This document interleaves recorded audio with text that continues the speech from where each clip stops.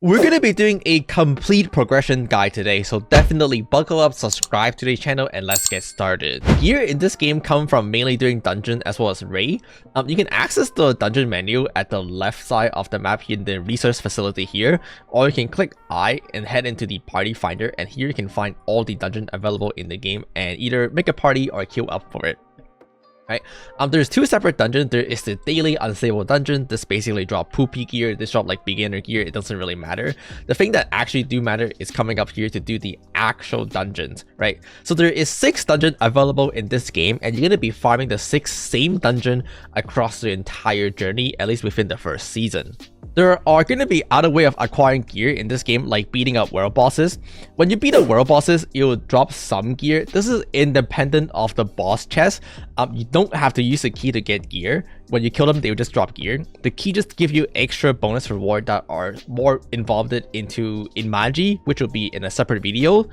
But the main acquisition of gear in this game is always going to come from dungeons. Each dungeon in Blue Protocol Star Residence come in different difficulty that drop different type of gear. When the game first come out, there's only going to be normal and hard mode available. Normal mode drop the level 40 epic gear, and the hard mode drop the level 40 legendary tier gear. Something worth noting is that every single dungeon always only drop the 2 specific armor piece or accessories piece. For example, in Goblin Dungeon, this dropped the gauntlet as well as the earring, and that's the only 2 piece it can really drop. You can move on to the Tina dungeon next, and then you can see that this dungeon dropped the helmet and dropped the necklace. So over time, what you'll do is you will farm the specific dungeon that you want to drop. For example, let's say you want a shoes, then you'll farm the arena dungeon because this dropped the legendary shoes as well as the legendary charm, and you'll just be farming this over and over until you get the right shoes as well as the right charm. Over time, the game will drop Master Mode. Master 1 to 5 drop level 60 gear, and then Master 6 Plus will drop the level 80 gear. There's no need to go above Master 6 because they all just drop level 80 gear and that's it. So when it comes down to your dungeon, your gear progressing path is always going to be the same. You're going to farm the Goblin dungeon for the level 40 gear for your 2 pieces here. And then eventually when the level 60 gear come out, you can farm Master 1 to 5 for your level 60 gear right here. And then you will come back to the same Goblin dungeon again when the level 80 gear eventually come out to farm the level 80 gear right here. The unstable dungeon at the bottom is kind of like the baby rotating dungeon. It gives you reward twice a day, but the dungeon, the actual dungeon above, do not have a stamina limit. A lot of people think that this is like a gacha game where there's a stamina limit when it comes down to farming the dungeon, but it don't. You can just farm the dungeon over and over and over. However, do be aware that the upgrade material, the Reach 4 stones, has a weekly cap on it. So while you can farm the dungeon over and over, the upgrade material itself will stop dropping after a certain point, but you can continuously to farm the actual gear piece itself. There's a couple other sources of reforged stones outside of doing the dungeon, like from the honor coin shop, from the weekly mission and stuff like that, which will be covered in the weekly and daily material video in a separate video. The baby dungeon or other activity in the game here get you these like alloy pieces, which basically just get you starter gear. You can come to the NPC here and exchange for corresponding gear with the level.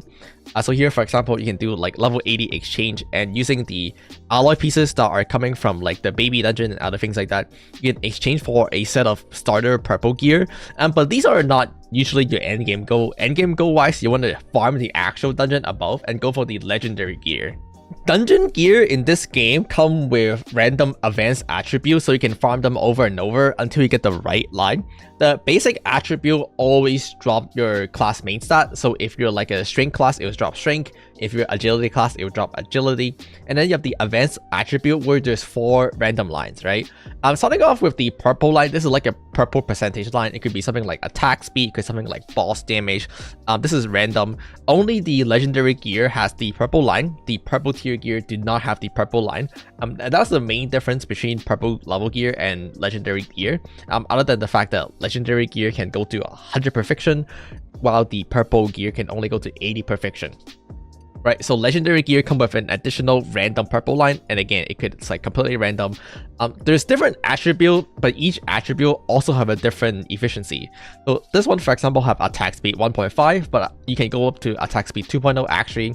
Here you can see that this one has brake efficiency 3%, while this one has brake efficiency 6%. So there's a pool of line that you can roll, and each line has a couple different numbers that you can roll as well. Moving on, we have the primary stat and the secondary stat. So every single gear is going to come with two stat line. The first one is going to be always like bigger, and the second one is going to be lower. So in this case, it came with versatility as a primary stat, so it has 200 versatility when you max it out, and it comes with crit as the secondary stat, as a 100 crit on the secondary line, right? These lines are corresponding to one of the one here. So you have crit, haste, luck, mastery, and versatility, and it's completely random which one you get. And sometimes you also want to prioritize getting a specific stat on the primary line because they just give more stat than the secondary line. And then finally, we have the third line, the line that is highlighted in yellow. This line is semi-RNG. This line you can reset and change at any time with the reforged stones. So how it works is that if you come to the Gear Enhanced Artisan, which is located at the bottom of the town, you can ask him to upgrade your gear for you. You want to click the Reforge button, and then from here on, you can upgrade your perfection from 0 to 100. When you upgrade the perfection using the Reforge stones, every single time you upgrade it, you get high perfection, and you can see that the two fixed stat, or the two primary and the secondary stat, is going to go up. So it's 44 haste and 90 crit right now, and then you can upgrade, and then it will keep upgrading the primary and the secondary stat all the way until the maximum amount. However, you see the fourth line, the yellow line highlighted here, changes every single time you tap Reforge. So you can Reforge, now it's versatility, Reforge, now it's mastery, versatility again, and you keep tapping it until you get the desired line. You can keep tapping this beyond 100. So your main goal here is to get your gear piece to 100 so that you have your stat line at the maximum. And then from here on, when you do have spare extra Reforge stones, you can keep tapping the Reforge button. That's going to tell you, hey, it's already 100 perfection, it's fine. And then it will changes the random fourth line stat. So haste, crit, and then you just keep rolling until you get the one you want. One of the things that's really generous about this game is that the game will remember how many times you have reforged it, and if you do ever dismantle it, you'll get all the reforged stone back. So if you click on it, you can see that it say how many times you have reforged this piece of gear. Here it say 20. If I click on it again, it will do it again, and now it's become 21. Right? When you dismantle that gear piece, which I think it was this one right here, typically speaking, your endgame gear setup is going to look something like this, where you prioritize certain stat on the main stat because it gives you more, and then you prioritize other stat on the second stat, and finally you use the bonus reroll stat to fill in the rest. This is coming from my Wolf Bow Complete Guide, which has a Google Doc on it, but if you're trying to min-max really hard, generally speaking, you will follow like an exact pattern because of stuff like this. When you dismantle that gear piece, you can see that it will refund you exactly the amount of reforged stone you have put in, so that you can put into a different piece of gear and stuff like that when you do get a better one, or you just don't like your piece. So just definitely feel free to tap it. You can dismantle it anytime you want. Something, however, to be very careful of is that in this game, specific stat line actually cannot appear in specific piece of gear. And here I made a chart, so feel free to screenshot this. But the way to read this chart is that this specific stat cannot appear on this specific pieces. So for example, for agility class on your helmet, you cannot get haste.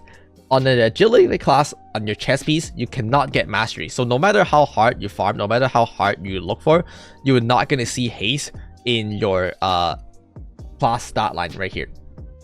But something you will notice is that this piece here have haste on it. So what happened? There's a secondary type of gear in this game, which is going to be the ray weapon as well as the ray armor. So eventually, when the 20-man dragon ray unlock, by doing the dragon ray, you're going to be able to get these alloy shard. And coming into the NPC, you're going to be able to exchange these alloy shard for a ray gear. The level 60 version is called a rune gear, and the level 80 version is called a war gear, and they use this different alloy shard to exchange for. Ray gear in this game do not come with the purple line attribute unlike the dungeon gear, but instead it will always come with the 2 recommended advanced attribute for your class. it's always going to be haste and mastery for the wild pack spec, for example. And if I change class, it will always come with the 2 recommended stat for that class. So for example, for dissonance, is haste, luck, and stuff like that, right? On top of that, you notice that it always has the maximum amount of stat for both line, compared to dungeon gear, where you have like one primary line and a secondary line that has half of the primary line stats. The dungeon gears, or sorry, the raid gear, always come with maximum of both. So you'll be 200 when you do get to the level 80 war gear. Additionally, raid gear in this game come with a 4-piece set effect, which is right here. The set effect will be different for every single class. This is the marksman effect, but it will be different for every single class. The raid gear has the ability to bypass the previous restriction that I showed you. So what basically people will do is that they will look at which piece has the stat they want on it. For example, on Wolfbow, on Beastmasters, if I want masteries, I cannot get masteries on my dungeon chest piece. So therefore, on my chest piece, I'll go for the raid void piece because it allows me to override this restriction and have mastery in my pieces instead. Something fun about the raid gear set, by the way, is that they'll automatically adopt the advanced attribute as well as the set bonus to the class that you're playing. So here I have wild pack spec for the marksman class, but if I change into playing a different class like a shield knight, what you'll see is that the gear piece will automatically adopt the advanced attribute and the set bonus. So here, the basic attribute is still agility, but the advanced attribute automatically got adopted to mastery and crit, which is the 2 recommended stat for recovery shield knight. The 4-piece set effect also automatically got changed to the recovery shield knight one, so it can share pieces, especially for class that uses the same basic attribute. Like if you're playing recovery spec as a tank and then you're like, oh, I just want to go play a DPS, what you can do is just switch to Wind Knight, who also uses strength, and then it will automatically adopt the rest of the stats. So that's something fun to think about. I'll have a complete guide on what class you should second main based on your current spec because of something like these in a different video very soon. So again, if you're not subscribed to the channel, be sure to subscribe, or if you just have questions in general, I stream regularly on twitch.tv/I'mTenten1010. The exception to all of these is going to be the weapon, because the weapon comes from a separate gear crafting once you have hit the level 60 to level 70 weapon.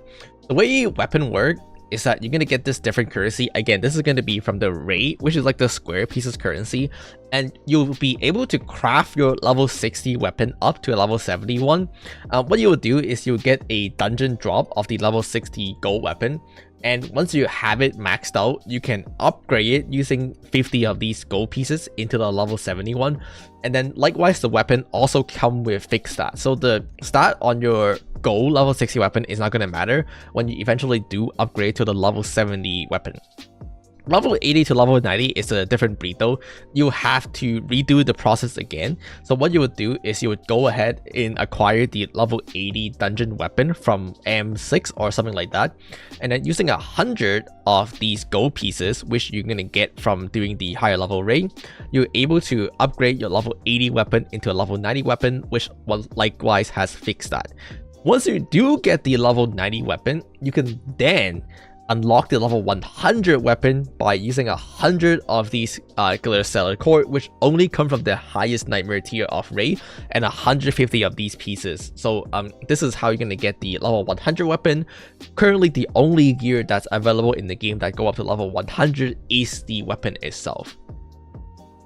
That was a lot, but let's move on. Moving on, we have Gear Refinement, which is at the same NPC here, but coming into the second tab. Now, something to know about the refinement is that these are slot refinement. They're not based on your equipment at all. The refinement has nothing to do with your equipped gear. They are completely independent of the gear you equip. If you ever change gear, if you ever change class, your refinement will stay with you. So your refinement go with the characters, not your gears. The good news is that so once you have upgraded your refinement, no matter what you do, you change class, change weapon, change whatever, it will stay with you. Refinement is a RNG upgrade system. The first couple level is going to be 100% chance, but you can see as I get higher and higher, the success rate is lowered. Refinement material are going to be the Starforge crystals, which come from mostly your weekly shop and stuff like that, mystery shop, or your unstable dungeons. Your metal, which come from doing life skills, and this is going to be the recommended things to do life skills on, is going to be the refinement material. And then there's going to be 3 different type of life steal material to use based on the slot you're trying to refine. So weapon or helmet, for example, uses like mystery metal, and then the boots or the earring uses this radiant stones, and then the ring and the bracelet and stuff like that uses the forge stones. But all of these come from smithing or mining. They all come from the life skills tab, where you first mine the corresponding material, and then you'll smelt them into the corresponding metal. Each slot comes with either a attack refinement or a armor refinement, and every single time you refine it, you just basically get a little more permanent stats. It go up to level 20. Level 1 to 10 is going to use the level 1 Starforge crystals, while level 10 to level 20 is going to use the level 2 Starforge crystals. There's also certain breakpoint that give you a bonus stat, which is going to be 5, 10, 15, 20. So you can see like when you get to 5, 10, 15, 20, it will give you a bonus effect where you get a little bit more attack or armor and things like that. When you first start out the game, when you first start playing the game, I highly recommend refining everything evenly until you get everything to level 10. Do not raw dog and only focus on the thing that give attack, because then you die. You're gonna get one-shotted by the enemy attack and you won't be able to do damage. So when you're first starting out, definitely refine everything evenly from level 1 to 10, and then afterward you can start picking up on the attack to 15 first. As you can see, refining is RNG, so there's like a random success chance that you go up. Once you do go up, it'll never go down, so you just slowly get it up over time. You can additionally use blessing material to upgrade it to increase your chances, and I highly recommend to just pump as much blessing material into it as much as possible.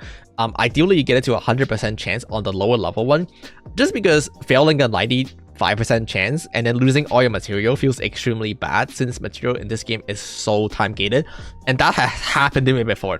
I failed a 95% chance, and then I failed a 97% chance after that, and then I lost all my material twice, and I was so sad. It's worth noting that every time you fail, the chance do go up, so you eventually hit pity and hit level 100%, but nevertheless, it still feels really bad, right? So generally speaking, you just want to pump as much blessing material into it as much as possible. Something to note is that the purple blessing material is a lot harder to come by, so the purple one I would specifically save only for the weapon, or unless you have a lot, then you really want to do it. But otherwise, the gold one you can craft from life skills, so I would just pump the gold one. I would just try to get it to as high chance as possible to maximize your chances instead of failing. So here I have a 94% chance, and each failure only increases by 2%, so I really hope that this one go through, and luckily I did not fail, so I hit rank 15 in this case. Weapon uses more material in general. You can see that the weapon causes 80 of these metal and 7 of the Starforge, but if I look at my charm, which is at level 14 to 15, it only uses 3 of these Starforge crystals and 40 of these Forge stones. So the weapon just causes more, and so therefore, generally speaking, you want to save the expensive blessing item to pump it into your weapon instead. The final piece of gear refinement is going to be gems. Gems can be slotted into every single gear, and they just give stats. So for example, the emerald gem with the agility here is giving me mastery and agility, right? Every single gem can have 2 stats, and you just buy or craft the one you need. They come from, once again, life skilling. They come from gem crafting, and there's a lot of different gems in the game, so make sure you choose the right one, but they all just correspond to different 2 stats. For example, the sapphire one is like haste plus intelligence, the emerald one is mastery plus strength, the triangle emerald one here anyway. So just choose the one with the 2 right stat that you need depending on the class. But most importantly, there is 3 tiers of gems. There is the basic tier 1 gems, there is the tier 3 gems, and then the tier 5 gems. The way gems work in this game is that you just slot them into the gear piece and you get stat. But the catch here is that you can optionally choose to gamba. So there's 3 ways to slot it. There's a normal way, which only costs you 5,000 bound luno and you get the level 5 gem. There is the intermediate way, which costs you significantly more Luno, but you have instead a 20% additional chance to get a level 6 gem instead of a level 5 gem. And this gives you more stat. And finally, you have the Giga, the advanced way of selling a level 7 gem in, right? And then this, you only have a 5% chance to slot a level 7 in. And this burns 150,000 Luno at the very end. So this is going to be the biggest Luno sink in the game, which is why you want to buy and farm bound Luno if you're pushing for level 7 gem. Is because this costs so much Luno, and you're gonna have to roll it again and again and again until you hit a level 7. Oh, here I hit a level 6, but then I can keep going until you hit a level 7 and stuff like that. You can put a gem on every single piece of the gear, but something to be very careful of is that unlike the reforge, the gem is not returned to you when you do dismantle the gear. So for example, this one has a gem on it, but when I do dismantle it, it does not come back for the gems. So gem is something that is a consumable and you just have to keep on crafting, keep on buying them to keep rolling if you're chasing for that level 7. I wouldn't really go for level 7 unless you're like really pay to win or extremely late game. For the most part, I just click once and see what the game gives me, and I just set out on it for now.